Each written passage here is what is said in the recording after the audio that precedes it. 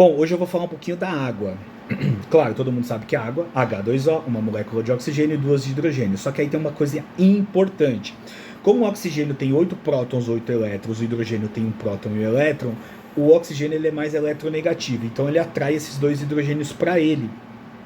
Só que a água não é só H2O, né? Só uma molécula de H2O. A água é o H2O com vários outros H2O entre elas, formadas por pontes de hidrogênio. Isso é muito importante da gente lembrar. E a água, por exemplo, ela é dipolo. É uma molécula polar. Ela tem a parte positiva onde ficam os hidrogênios e a parte negativa onde fica o oxigênio.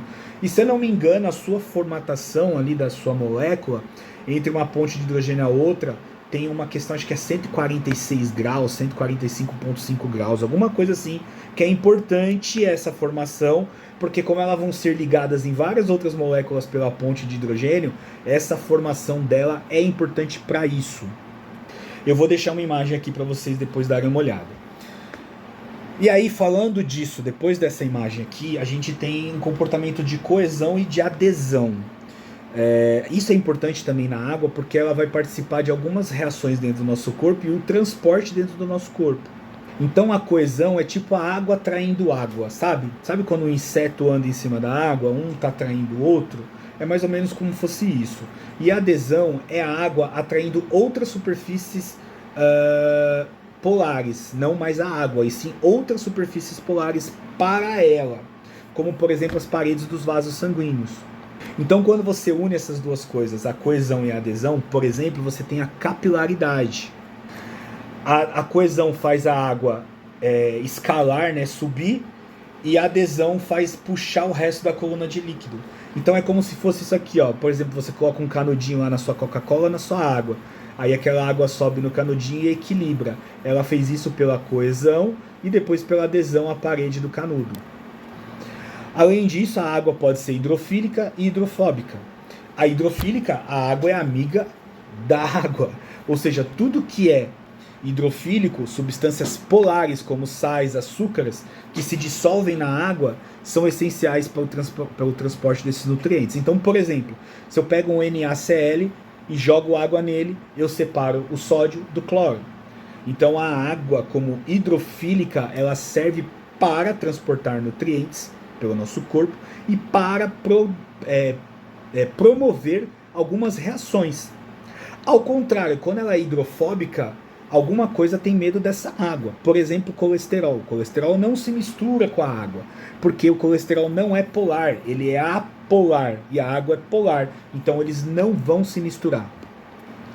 Dentro do nosso corpo, a água faz reações químicas, ela é um solvente universal para reações químicas dentro do nosso corpo. Ela faz hidrólise, por exemplo, que é a degradação. Então ela degrada algo.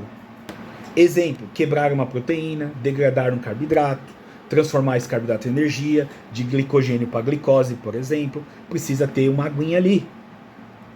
E também ela tem uma função de desidratação. Para construir alguma coisa, ela desidrata. O que significa? Ela é como, isso não existe na bioquímica, mas é como se ela fosse suicida. Ela se utiliza dela mesma para ajudar a construir alguma coisa. Então é extremamente importante também para isso. E o outro ponto da água é o termostato. Ela tem um calor específico muito importante, porque a água ela demora muito, ela tem um alto calor específico. Isso é muito bom, porque ela controla a nossa temperatura interna. E a mesma coisa externamente. Se a gente for falar da água no mundo, imagina se a água não tivesse um alto calor específico. Imagina quanto o oceano aqueceria recebendo a luz solar o dia todo. Isso seria um caos pra gente. Então a água, além de tudo, ela tem um alto calor específico. Então ela é muito boa para proteger a gente e ela também resfria o nosso corpo. E quando a gente tem um aquecimento muito grande da água no nosso corpo, ela vai ser evaporada, ela vai sofrer vaporização. Assim como se você aquece uma água numa panela, ela vai evaporar, no nosso corpo ela também evapora, só que ela é liberada como forma de calor, de suor no nosso corpo. A gente começa a suar muito, liberando esse calor. Então a água tem alto poder para a nossa vida. A gente não consegue fazer um desenho de uma vida, mesmo por experimentos, sem pensar na água. por todas essas importâncias biológicas que ela tem. E não só biológicas, se a gente for falar da importância nela no mundo, também ela é muito importante pra gente. Lembrar que o nosso corpo é basicamente formado por pelo menos 75 a 85% de água, tá? Quando a gente vai ficando mais idoso, talvez a gente tenha uma quantidade menor, mas o nosso corpo tem essa variabilidade. É a coisa mais abundante dentro do nosso corpo é a água. Depois vem as proteínas, depois vem os glicídios, depois vem as vitaminas, etc, etc, etc. Temos os ácidos nucleicos, enfim, tudo isso que faz a nossa composição corporal. Até a próxima.